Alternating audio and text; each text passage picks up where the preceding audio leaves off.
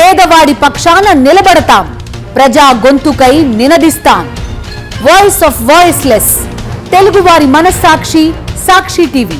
సాక్షి TV ప్రసారాల కోసం మీ స్థానిక cable operator ని వెంటనే సంప్రదించండి. అసలు లిక్కర్ స్కామే లేదని, తాను ఎలాంటి మద్యం అమ్మకాలు చేయలేదని స్పష్టం చేశారు మాజీ ఎమ్మెల్యే చెవిరెడ్డి భాస్కర్ రెడ్డి. కొన్ని పత్రికలు తమ వ్యక్తిగత జీవితాలను దిగజార్చి తప్పుడు కథనాలు రాస్తున్నాయని న్యాయమూర్తి దృష్టికి తీసుకెళ్లారు. జైలు వంటగదిలోకి వెళ్లి దౌర్జన్యంగా తిన్నానని తప్పుడు వార్తలు రాశారని, లా చదివి డాక్టరేట్ తీసుకున్న తాను అలా ప్రవర్తిస్తానా అని ఆవేదన వ్యక్తం చేశారు.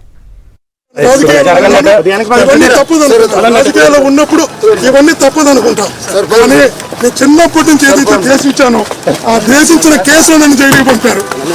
నేను చిన్నప్పుడు మా అమ్మ ఆత్మహత్య చేసుకునే దాకపోయింది మా నాయన తాగుడు వల్ల. ఇవన్నీ చేసుకున్న నేను నా జీవితంలో నేను ఎప్పుడు మద్యం వాళ్ళకి వెళ్ళను కూడా ప్రమాణంగా చెప్తున్నా. నాకు ఏ సంబంధం లేని కేసులో కేవలం నన్ను ఈరోజు జైలుకి పంపారు. నేను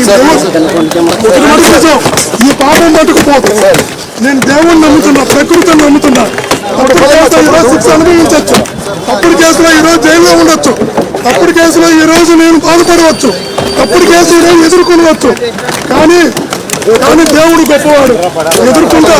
నేను మళ్ళీ మీరు చెప్తున్నా, నన్ను అరెస్ట్ చేసిన దానికి భయం లేదు, అరెస్ట్ చేసినందుకు బాధ లేదు. నన్ను మద్యం కేసులో వాళ్ళందరికీ తెలుసు, కానిపోకలని ప్రమాణం చేస్తే నాకు సంబంధం లేదని.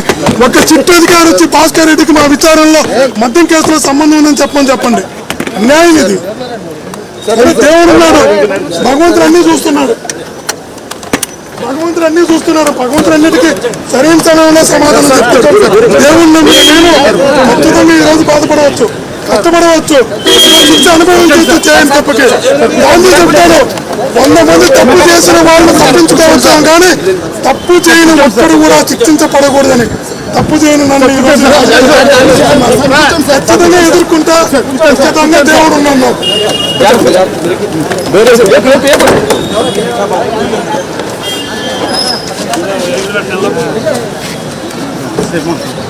మాజీ ఎమ్మెల్యే చెవిరెడ్డి భాస్కర్ రెడ్డి ఆవేదన ఇదంతా కూడా. తాను ఎలాంటి మద్యం అమ్మకాలు చేయలేదు, తాను చిన్నప్పటి నుంచి మద్యానికి దూరంగా ఉన్నాను, తన తండ్రి తాగుడుకి తన తల్లి ఆత్మహత్య దాకా వెళ్ళింది, ఆ నేపథ్యంలో అటువంటి నేపథ్యం నుంచి వచ్చిన వ్యక్తిని తాను అంటూ చెవిరెడ్డి భాస్కర్ రెడ్డి ఆవేదన వెలిబుచ్చారు. ఆయన చేసిన కామెంట్స్ మనం చూసాం.